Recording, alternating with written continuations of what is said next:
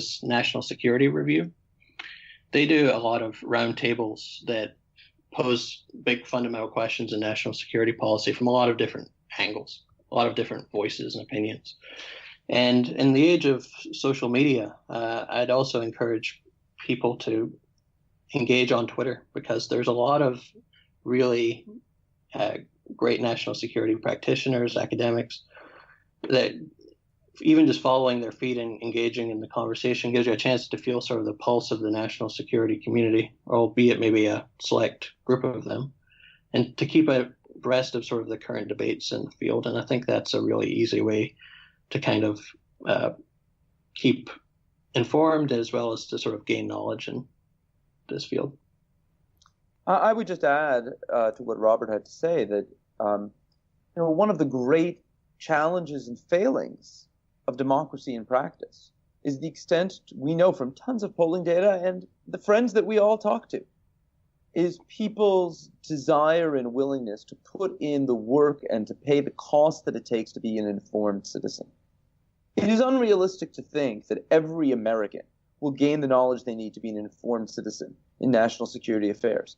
So what I would say the challenge is, I would love to see every one of your colleagues at the Harris School and every American take on 2, 3, 4, 5 issues that they are going to follow really intensely and really carefully, and make themselves informed about that, and then take on the responsibility to inform their friends who don't care a great deal about that issue and share with them what they've learned. That is what will sustain American democracy. One piece of advice that I would give people is, and this applies in national security affairs, but also in general, is to read op-eds and to listen to the kinds of things they hear on TV in a more sophisticated way. 99% of what you hear amongst the talking heads and what you read in op-eds on websites will present only one side of a story, will almost never acknowledge counter-arguments, and will generally argue for the benefits of policy without acknowledging the costs of policy.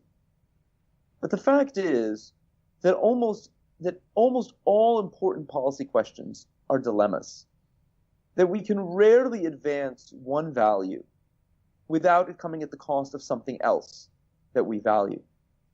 All policies involve costs. We may think that the net benefits exceed the costs, but they all come at costs. And so I would like all of our listeners to be really attentive, to ask themselves when they read that op-ed or listen to a talking head on television, what's the best argument to the contrary?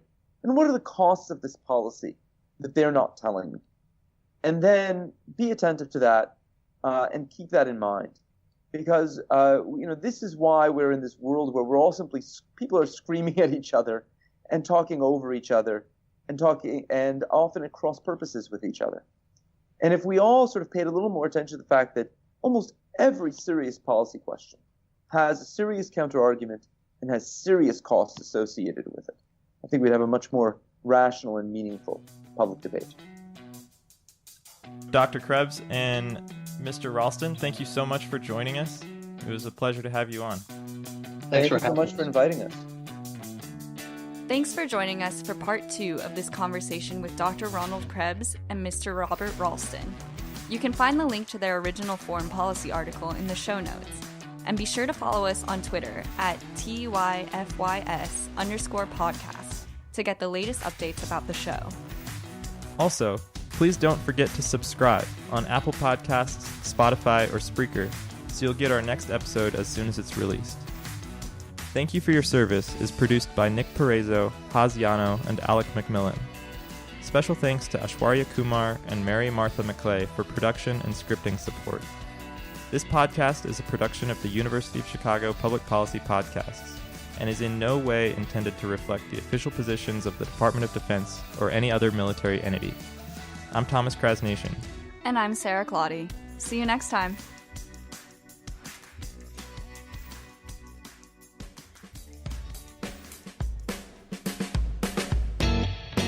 As China's role grows greater on the global stage, you want to stay up to date on the issues most pressing to China both domestically and internationally.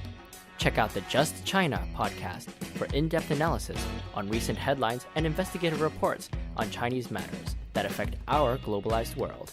We are Just China. Find us on Apple, Spotify, or wherever you enjoy your podcast listening.